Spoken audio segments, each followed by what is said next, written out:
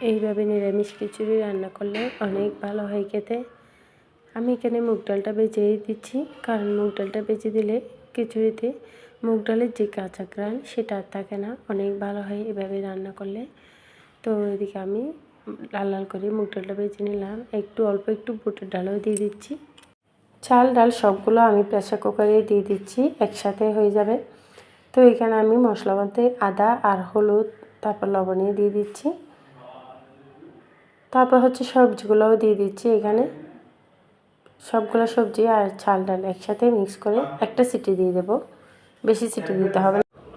তো এখানে ফোড়নের জন্য আমি 5 ফোড়ন আর শুকনো মরিচটাই দিয়ে দিচ্ছি। 2 কাঁচামরিচ দিয়ে দিলাম, যে যেমন ঝাল খায় আর কি। যেহেতু খিচুড়িতে একটু ঝাল না হলে ভালো লাগে না, সেজন্য। তো এখানে আমি লাল মরিচও দিয়ে দিচ্ছি। লাল মরিচটা আপনারা চাইলে স্কিপ করতে পারেন, আমি জাস্ট কালারের জন্য দিয়ে দিলাম আর কি। তো এখানে আমার খিচুড়িটা রান্না হয়ে গেছে। এখন উপরে একটু ধনিয়া পাতা আর ঘি দিয়ে নামিয়ে নিব। অনেক ভালো হয় এইভাবে রান্না করলে। আর হচ্ছে যদি খিচুড়ির সাথে বেগুনি না হয় আর ভালোই লাগে না, তো আমি খিচুড়ির সাথে বেগুনি করলাম।